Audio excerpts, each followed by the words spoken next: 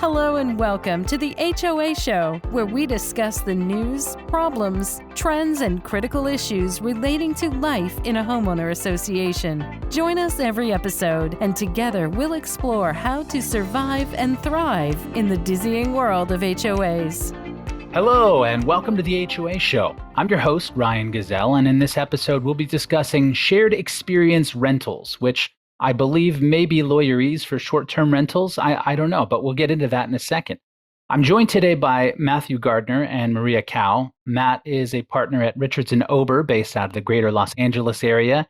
He's a native of Cincinnati and graduated from Notre Dame before finishing law school at the University of Dayton. He is very active in CAI, doing a lot of teaching and speaking engagements, and he's focused his practice on HOAs for how long, Matt? Oh, wow. It's been almost 20 years now. Wow, 20 years. Okay. Maria is a partner at Briscoe, Ivester, and Basil, a law firm based out of the Bay Area. She's a graduate of UC Irvine. My brother went there. And the Whittier Law School. She is also very active in CAI and is focused on the world of HOA law since 2009. Is that correct, Maria? That's right. Never a dull moment in the HOA world. Okay, so what is a shared experience rental? Is that a new politically correct term for short-term rentals? Is it more than that? What exactly is it? Yeah, that's a good question, Ryan. I think the easiest way to describe it is we've spent a lot of time in the HOA industry really talking about rentals. And what that means for most people is usually thinking about the use of their unit or their residence in terms of how they present it out to their neighbors or how it may be used for living spaces. And so what we're really talking about when we're talking about shared experience rentals is something outside of the general living spaces.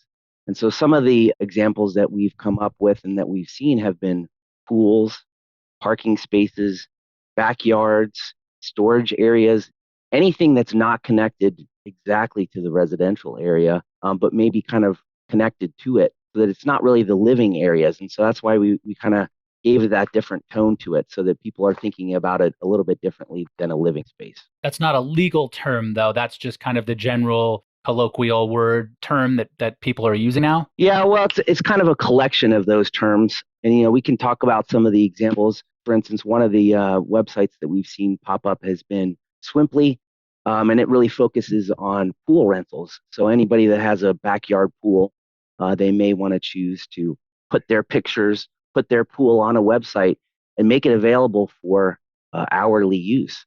So somebody can come in and put in an area that they may be visiting, or maybe it's just a weekend and they don't have a pool in their own home, in their own neighborhood. And they may just say, hey, look, who's got a pool that's available on this Saturday afternoon? Maybe they want to use it for, a 15-minute swim, or maybe they want to have a children's party there. And this website really makes that opportunity available for somebody to come in and host their pool and get some financial benefit. Swimply. Swimply.com. That's one of the first ones that I came across. And if you actually go to the website, you can see that they've actually expanded now beyond swimming pools.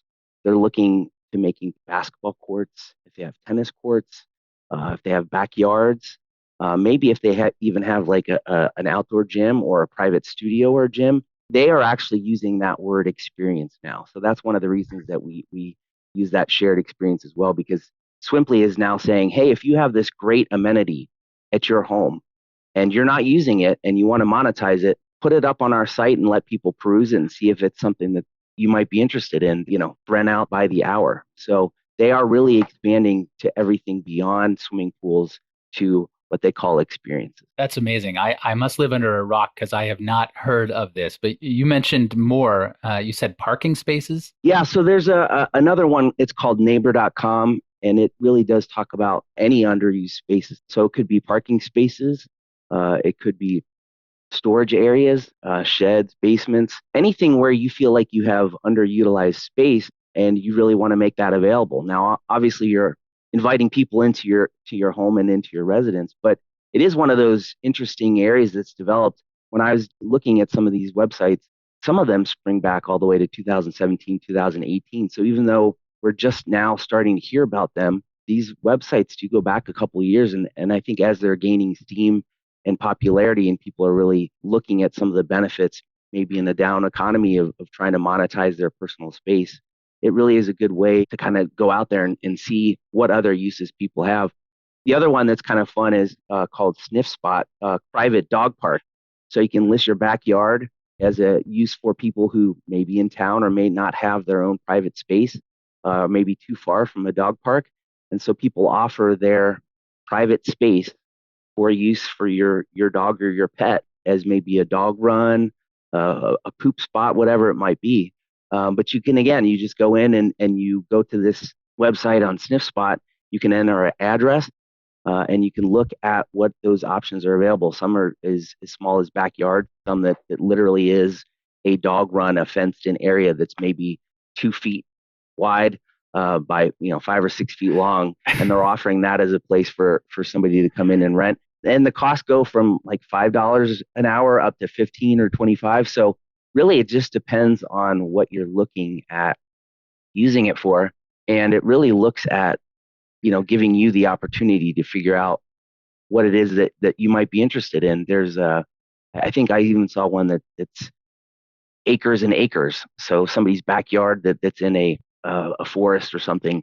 You could use that and have your dog get access to that if you wanted to. There are a wide variety of choices, and those are three of the examples that we've seen. I know Maria's dealt with a couple of the other ones and looked into some of those other websites as well, because there's a number of different amenities that people are offering. Maria, color me shocked and appalled already, but I'm sure you'll elevate that. What have you heard of? Well, there are a lot of apps out there, and I don't want to turn this into advertising for shared experience rentals. No, I think we need to understand what the potential exposures are, really.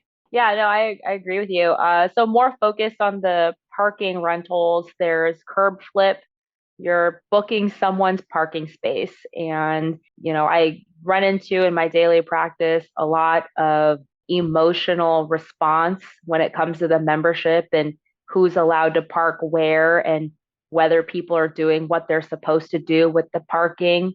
And geez, if you're seeing strangers park in your neighbor's spot and it's not someone you recognize, and maybe you have a crime problem in that particular neighborhood, this could cause some more issues for your particular association. Then there's also Set Scouter. So if you want to turn your home into a reality show set or a space where some other types of filming may occur, that's a possible app that you could use to do that. And then if you wanted to turn your space into a venue for, a large party or a meeting or, again, more filming, you could book something like Peerspace. I haven't used any of those three apps except for Peerspace. It is very similar to an Airbnb type of experience. When you use the app, you just kind of browse the rentals and you get a price and you just have access to the thing. But at least as far as Peerspace, I don't see a lot of residential or association common area space on there, but there really isn't anything to prevent someone from just putting up their association clubhouse as a listing, or even the association doing it themselves. And we'll probably talk about some other issues that have come up more recently. When Matt and I were preparing our discussion today, something even newer came up, and it was even more alarming to us. Well, have you guys seen any actual claims come out or situations where you've had to get involved as a result of one of these shared rental experiences? Yeah, I have. And in fact, this first came to my attention during the pandemic, which, I mean, you mentioned that you hadn't heard much of any of these kind of listings or apps, but that's the first time I heard of it.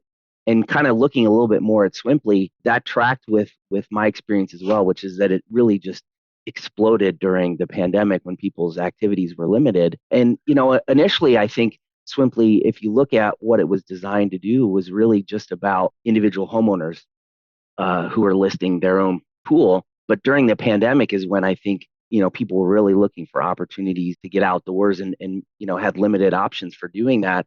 I actually had a client, a homeowners association in the Riverside area, where the homeowner had listed their pool and were using it for hosting events, parties, or whatever. And the association finally realized that's what was going on. And they brought this to my attention. They said, here's this website. This homeowner has a pool in their backyard, and they were putting it on Swimply, and it was available on weekends and holidays. And it was to the point where it was during the summer of 2020, and they were actively pursuing any sort of openings for the backyard pool. And when we talked to the homeowner about it, we actually called them in for a hearing, and they said essentially that they were only using it for friends, and because they had a lot of friends who didn't have pools, and so that they were basically using it as a hosting service for friends and family. But it was interesting because they mentioned a couple of things, and one was, essentially, we didn't know that that was a problem, right? Because this is our swimming pool. And they didn't seem to understand how that might impact the rest of the community in terms of putting this up for use. The second part of it was they actually said one of the great things about Swimply was that they promised additional insurance for use of this backyard pool. And it was one of the things that helped them afford to be able to use the pool was that additional insurance. Now, of course, as individual homeowners with a pool, that's probably something that they should already be insuring on their own. And so people were showing up. It was clear that this was beyond friends and neighbors because there was trash. People were leaving plastic cups from parties, loud noises. And it was really on the weekends and it was on holidays. And it was getting to the point where people were parking in neighbor spaces in their yards, leaving trash in their yards. And it was clearly having an impact on the community. And the homeowner didn't really seem to understand how that might be something that would not be acceptable use for their individual pool in the backyard. And so we did have to call them into a hearing. We explained it to them. After that, they delisted their unit from Swimply because we did suggest that it was causing problems and it was a violation of the residential use. But that's where it does become a problem of HOA communities because there is that kind of overlapping desire to have your own personal space and be able to use it however you want without understanding, the impact that it's going to have on the surrounding community, the parking areas, the driveways, the gates. You've the got the gates, entry everything. gates. Yeah. And I could conceivably, what I do, the first thing I think of is somebody is drinking at the party and then they run into the gate and they destroy the entry gate and they've been drinking at the party and they're just a renter. What happens then? And those are the main concerns I see: hitting somebody on the streets, running into another car, all these added risks that have been entered into the community that weren't contemplated for. Right, and that's one of those things that I think actually to your point, Ryan, wondering about what happens beyond just in the backyard, the impact on the community and the common area as well. And that's one of those things homeowners really aren't thinking about when they're putting their backyard amenities up on these websites. You mentioned that Swimbly has insurance that they offer the renter. I wonder, though, would they be able to even add the association and the management company as additionally insured? I suspect not. Yeah, I don't know that. And I think, again, that kind of really looks at what it was that this app or this website was intended to do originally. And I think, as the number of HOA communities increases, obviously that makes those amenities much more valuable in some of those locations. But it doesn't seem as though it was originally intended to be used within HOA or communities. But obviously that's going to be where it's going to be seeing a lot of growth. And we, Maria and I have talked to some other people about this, and a lot of the people had the same impact, same kind of response that you did, Ryan, which is no idea that these kind of platforms were there. And so I do expect we'll probably start to see more and more of these kind of issues in homeowners associations. I think it's probably more the younger crowd that's savvy with their phones and these kinds of apps that are doing this, a little less so the older folks.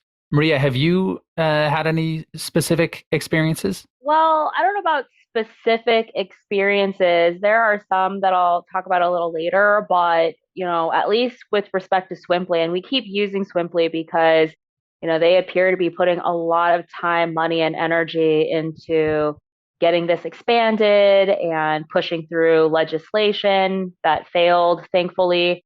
But it's not like they're not going to keep trying. But the risks that you guys identified, I mean, they're there.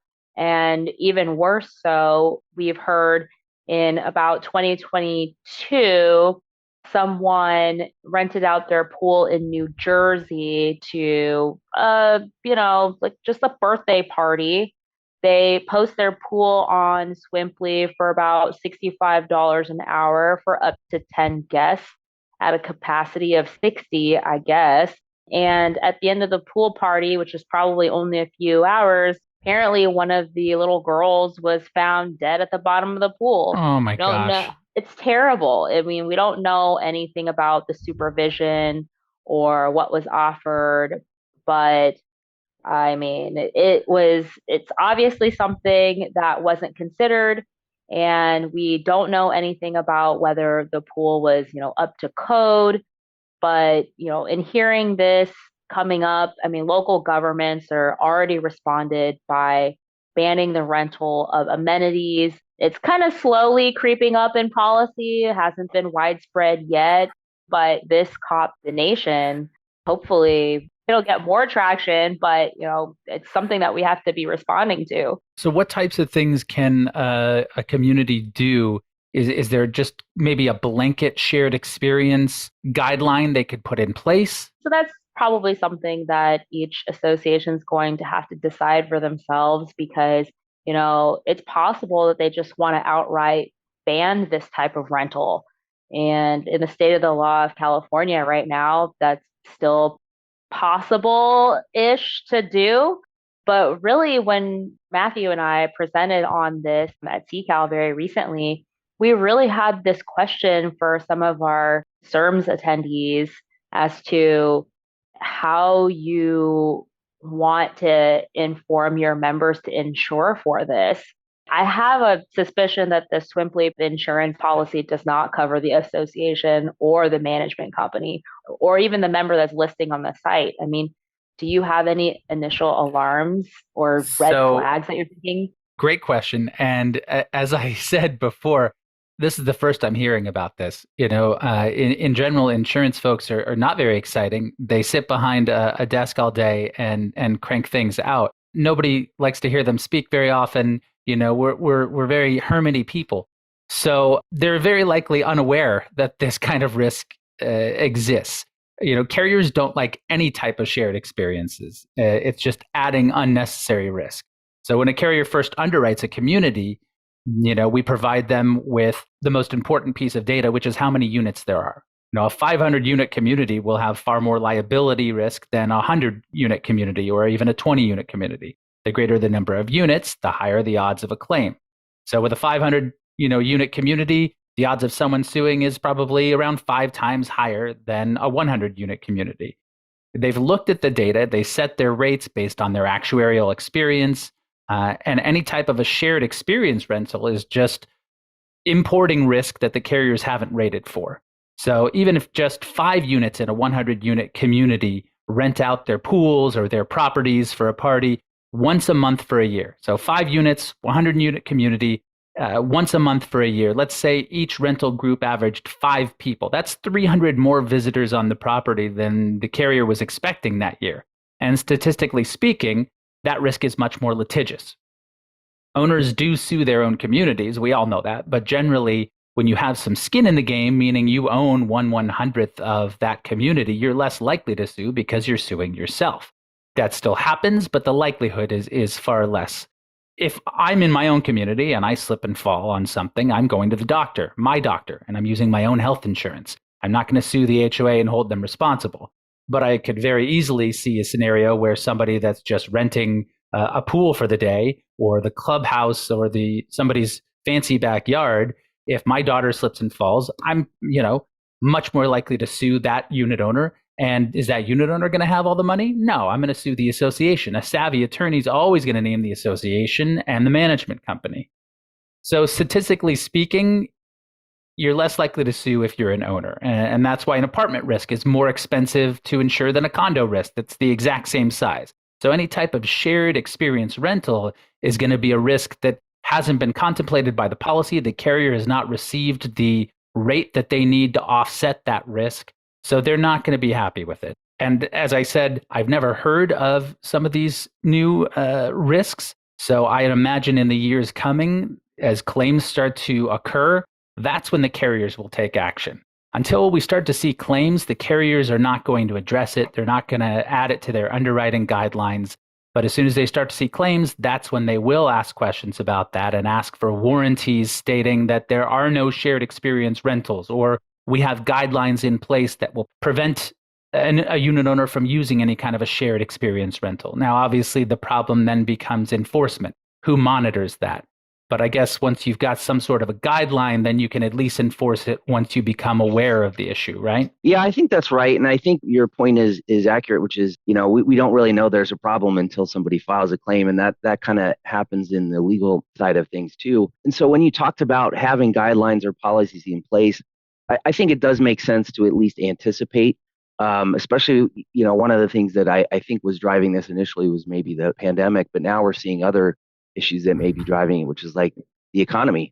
People are looking for income streams, right? And if we're talking about parking spaces, we're talking about pools, talking about backyards that maybe are not being used, or maybe they have some value to somebody else, and you can find that as a way to bring in some income. You're going to see, I think, more and more people investigating this, searching for it, looking for it as an opportunity to really get that additional income stream going. And so it does probably make sense to have some guidelines in place so that you can anticipate it. I generally like to, be a little bit ahead of those type of things.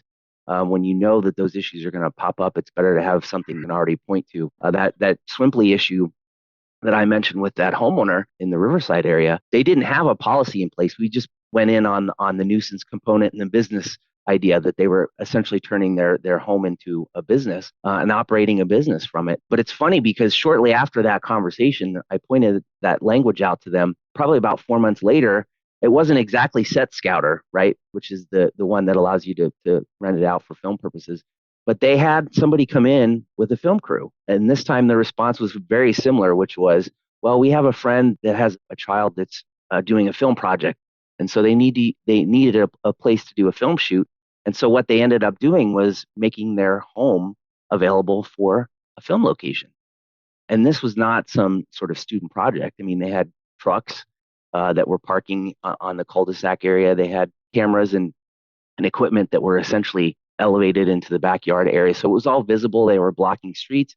And it was the same homeowners that were essentially looking for another way to essentially offset costs or do whatever to raise income. But it was the same conversation that we had to have the second time. Look, you live in a community. You kind of have to have these overlapping interests that really guide how you're going to reside here. You don't get to just make any decision you want. And the response from the homeowner was, again, well, we didn't think it was a problem.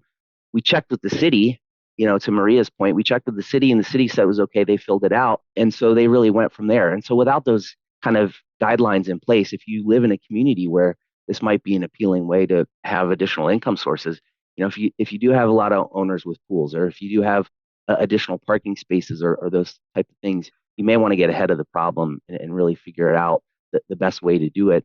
And now on the enforcement side, we kind of talked about the best way to do it. And Maria and I didn't really come up with a plan, I think, that works for every community. But a lot of times, especially when it comes to things like Swimply or maybe these parking spaces, if you can go to these websites and if you can see how much the owner is actually getting per hour and kind of do a rough estimate based on the complaints that are coming in from neighbors or whatever, you can actually try and include that as your disciplinary mechanism, right? Which is, let's find them the exact amount of money that they're getting as income to really deter them from wanting to use this continually. Because if their goal is to make money from it and you're really finding them exactly the amount they get or more as a penalty, they're going to realize it doesn't benefit them to do that anymore. And so it really does drive the point home. So there are different ways, I think, of working with the community to figure out the best way of really deterring it. But it is going to come down to enforcement. And I don't think the monitoring is really going to be a problem because, at least in my experience, the 2 times it's come up, it's really been about the neighbors or the board members hearing directly, hey, there's just a ton of noise, a ton of traffic. This is, to your point, Ryan, this is outside the normal scope of the traffic for this area. So we're getting a lot more people in this community. We don't recognize them, and it can't just be, friends coming over every weekend to use this kind of thing. Those patterns will emerge, I think, and I think a lot of board members, if there is a problem, they're going to hear about it. But, it's like Airbnb too, right? I think everybody's experience in the HOA industry has really been kind of guided by how we respond to Airbnb complaints, there probably will be some people that go onto these sites and check to see whether or not their neighbors are actively listing their properties. So you probably will have some assistance from neighbors that are impacted, but you may have more proactive boards or management companies that may be doing that for their communities too. You mentioned the VRBO situation, the short-term rentals, and that's been around for probably 10 years or so, right? And the insurance carriers are just now starting to address that. Not every single carrier has a question on their underwriting questionnaire about that. Some do, but not all of them do. Every carrier is going to address it differently, and every state, the same carrier could address it differently in different states or even different locations. It might depend, like to your point, Matt, about how much are they charging. If it's on the beach in Florida, then they know that those folks are going to be paying a lot of money for those rentals, those VRBOs. So they view the risk probably as less than if it was in Bakersfield or something where somebody's doing it. Getting back to your point, Matt, about the income and the financial hardships. Right now in California, so many communities are reeling from the expensive fire insurance that they have to get. I could see a scenario where a board of directors trying to do anything they can to help offset that premium is then going to say, okay, let's rent out our clubhouse to film sets. Let's rent it out to have parties, and maybe trying to convert the clubhouse to get that extra income to offset the risk for the owners. Have you seen anything like that? Heard anything like that? Ryan, I'm actually really glad you brought that up, because that was a question that was lingering in my mind, which is, okay, if the association wants to do this to their common area clubhouse or something like that, is there a special product that they buy? Do they buy a rider for something? And the recent issue, as recent as yesterday, that I'm hearing about that hasn't ever been before my desk before, is I just heard of an association that, allowed a local Boy Scout club to use their clubhouse on a regular basis. And I don't want to be the person on this podcast that's always talking about terrible things, but one of the children was a victim of a sex offense, and so now the association is roped into that group of claims. And I don't really know what's going to happen with this particular matter, but as far as I'm hearing, the insurance carrier is saying, no, we're not covering any of this, not even a duty to defend, but maybe there's an alternative rider that you could purchase. And that's really all I know. Yeah. Like I said, this is a new emerging exposure. I don't think the current policies have any sort of language to deal with this, to address this. They don't have the appropriate exclusions in place, the appropriate policy forms to cover it. This is not the risk that they were trying to address. This is a completely separate business. That's actually a business. It's not a nonprofit HOA anymore. It's they're running a business. So I don't know of any riders that the preferred carriers will say are able to offer right now. I think if they were to find out about anything like this, they would absolutely want to get off of the account. Potentially, maybe there are private insurers that could offer a product that would address this. And if it was in place, say a security contract, you've got a security vendor that's got the appropriate insurance in place. They're naming the association as additionally insured. They're naming the management company as additionally insured. Maybe a carrier might be willing to accept it if they're aware of it ahead of time and say, okay, we see you've got a written set of guidelines that your attorney drafted in place. Those look good. And we're going to obviously charge more rate for it because you have a greater exposure. So maybe they might be willing to do that.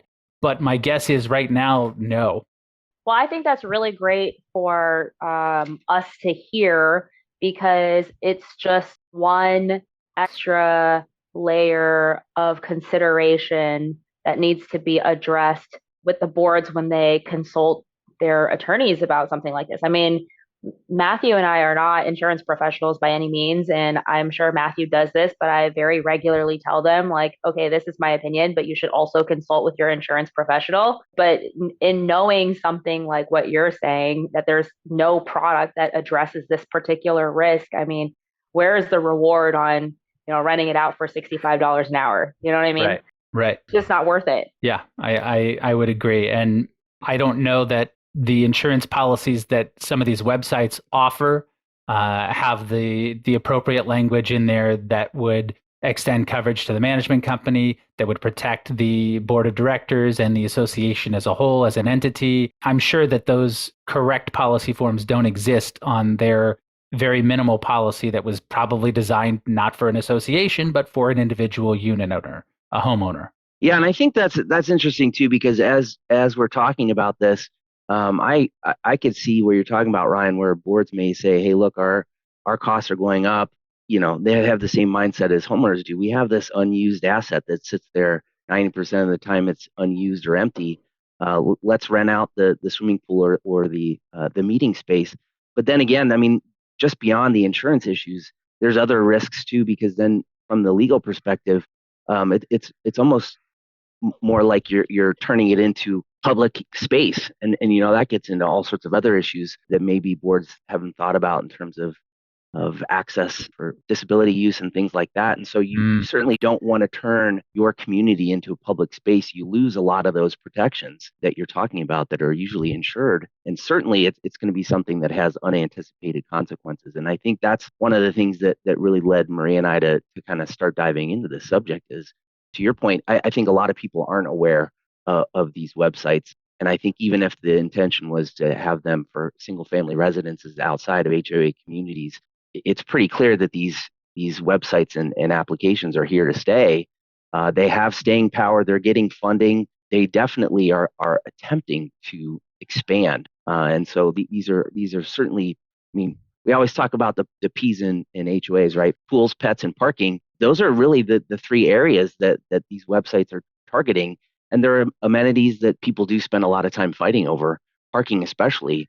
We have enough parking issues as it is in HOAs. The last thing we want to do is really add to them that are attempting to fight over it. So yeah, this is really, I think, going to be an issue that we're going to see a lot more over the next year or so. So would you guys recommend then that a board get on this as soon as possible as far as adopting written guidelines and procedures for any kind of shared experience rental and defining that? I kind of struggle with this. On the one hand, I don't want to draw attention to the shared experience issue because it's one of those things where if it's not happening and you roll out a policy, then people are going to start looking into it and then maybe they start trying to do it. On the other hand, I really do think it's an association by association type of situation where you just have to have the conversation with your board first before rolling out that type of policy. I mean, certainly if there's suspicious activity in the membership, you want to be proactive about it and start talking about it and maybe rolling out some policies. But also, I also hesitate to make it a priority if it's not something that anyone is interested in a particular membership. Yeah, I agree. I think it's one of those where you definitely look association by association.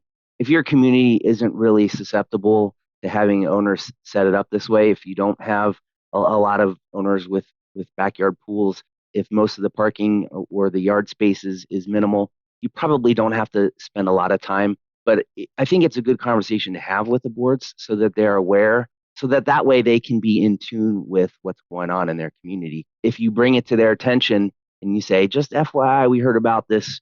There's a couple of different, websites or applications that people may be using to kind of monetize their backyards or monetize their property. Just be aware of it in case the complaints start coming in.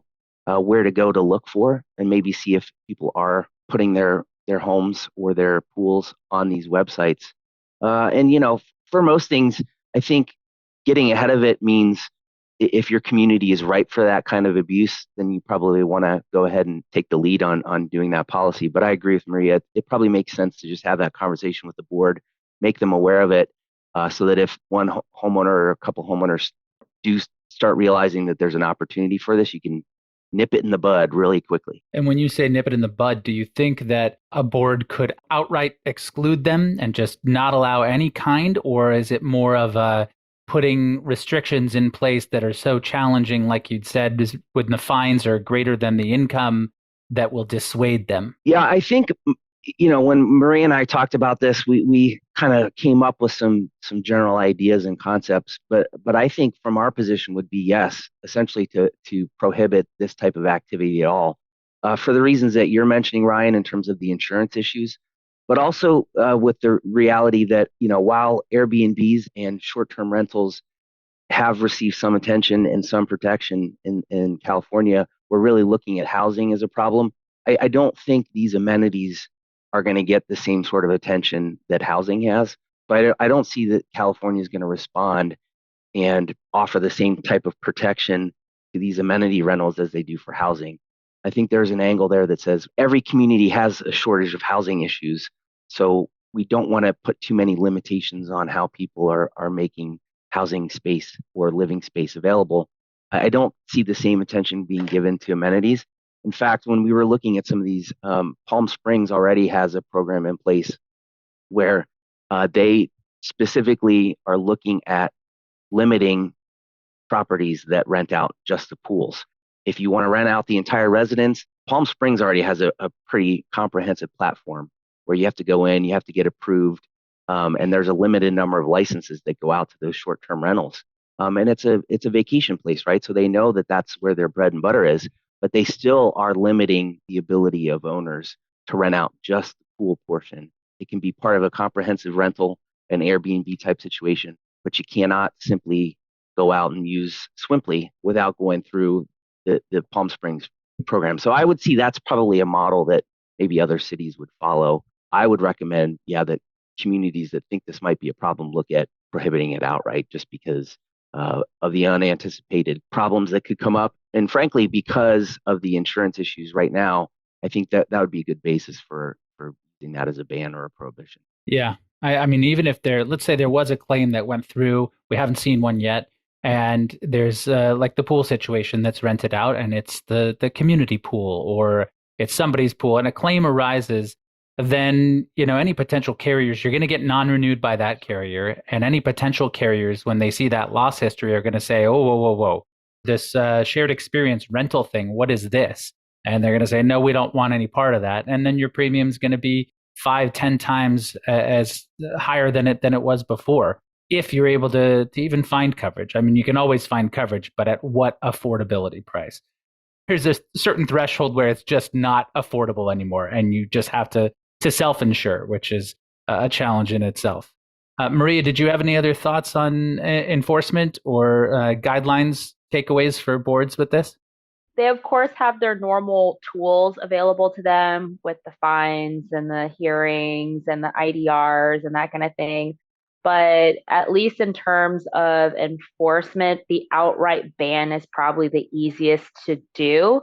Because if you were to allow it in some way and then you were to impose a lot of administrative burden on the requester to fill out applications and pay a deposit, and sign an agreement, and supply insurance policies, and provide names and contacts and all that stuff, there is a cost to the association for allowing that use. I mean, there's a huge administrative cost in the tracking and the maintaining of that type of information. And, there's no benefit to the association to do this, especially with the incredible amount of liability that we just discussed in this past hour.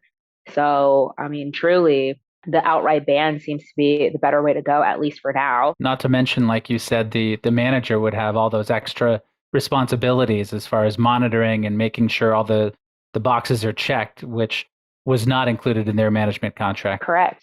That's absolutely right. So again, since it's not part of their regular responsibility, it's just more management fees. Yeah. So the takeaways are really plan ahead, make your boards aware of this potential exposure. And if you start to see this exposure in your community, then you need to adopt some guidelines and restrictions, right? And that's really where we're at right now, right? I think so. Plan ahead, look for the exposure, have the right conversation with your boards, and respond accordingly. And if you're redrafting CC&Rs, maybe consider adding some language in there while you're doing it. That's a great idea. Yeah, I think you could anticipate that. So far I've been kind of using, like I mentioned, the business angle, because I do think that this is separate from strictly residential use as housing primarily. And again, I think consistent with the tack Palm Springs is taking. If you are using your home and you're actually separating out some of those amenities or spaces, you've actually gone outside of the general accepted residential use. So I think that would probably be one of the angles to look at. But we can always fall back on the nuisance angle as well if that doesn't happen. But certainly putting some protections in there like we do with Airbnb type situations. I've done that for a lot of different communities on CCNRs. Great. Well, thank you guys both so much for donating your time today for our listeners so we can educate them on these crazy new things that are popping up. Matt, where can our listeners go to reach you or learn more about your firm? Sure. So I'm with Richardson Ober. So you can reach out to me. My email is matthew@roattorneys.com. Perfect. And it'll be on our website as well under this podcast. Maria, how about yourself? Our web address is briscoelaw.net. My email address is mkao@briscoelaw.net. And I guess I'll be listed on there as well. You sure will be. All right. As we end our episode, we'd like to remind our listeners, if you have any comments, questions, or suggestions for topics you'd like to learn about, you can email us at feedback@hoashow.org. Join us next time on The HOA Show. To share or subscribe to the HOA Show, visit us at hoashow.org. There, you'll be able to listen to other episodes, find helpful resources relating to HOAs, provide feedback, submit questions, and check out other great stuff. The HOA Show podcast has been made possible by the contributions of Klein Agency Insurance Brokers, leaders in the community association industry. The views and opinions expressed by the podcast, its presenters and guests, do not constitute legal advice. For more information on how the topics in discussion apply to you, please consult with your own legal counsel.